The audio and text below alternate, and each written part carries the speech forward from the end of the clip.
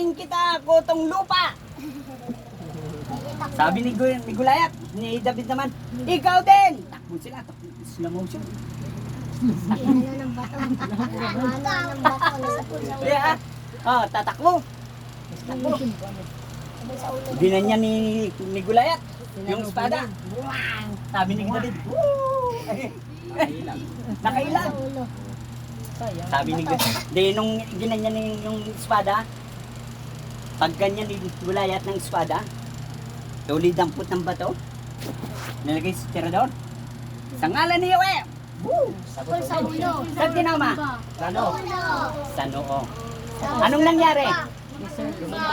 Namatay na tumba. Ibig sabihin, unang-una sabi ni David, papatayin kita, Gulayat. Makinig. Ibig sabihin, kahit tayo maliliit lang bata, pwede tayong pagpalain ng Panginoon. At pag walang bigas sa inyong bahay, ganyan. God is with us. Kasama ko ang Diyos. Tatapikin yung tatlong tapos. Yung inyong bigasan magkakaroon ng bigas. Magic. Bakit? May dala si tatay. Ngayon. Hindi magic. Sinasamahan tayo ng Diyos eh. Tapos, yung wallet ng nanay mo para bigyan ka lagi. Mama, akan ang wallet mo. Sa ngalan ni Yahweh, kasama ko siya. Tapikin mo yung wallet. 1, 2, 3. Mama, ito na. Magkakapera kang marami. Naniniwala kayo?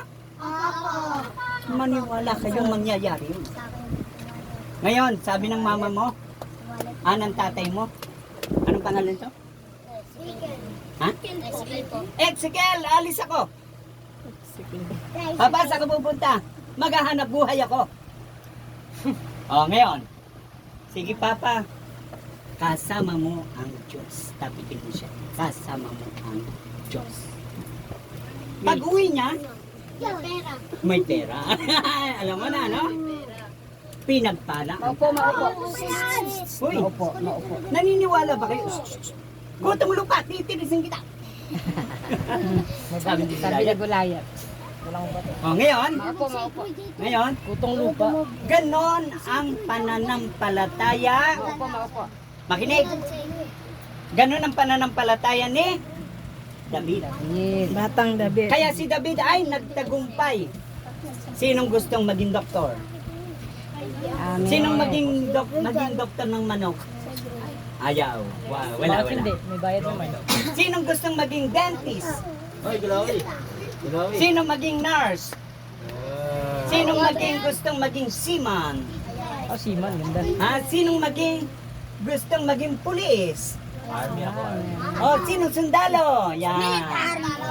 Navy. Okay, lahat yan ibibigay ng Diyos. Bombero. Teacher. Lahat yan ibibigay ng Diyos sa inyo. Ang gusto lang ng Panginoon, ikaw ay sumampalataya kay Jesus Christ sa ating Panginoon Heso Kristo. Bayad talaga na maganda. Sumasampalataya ba kayo sa ating Panginoon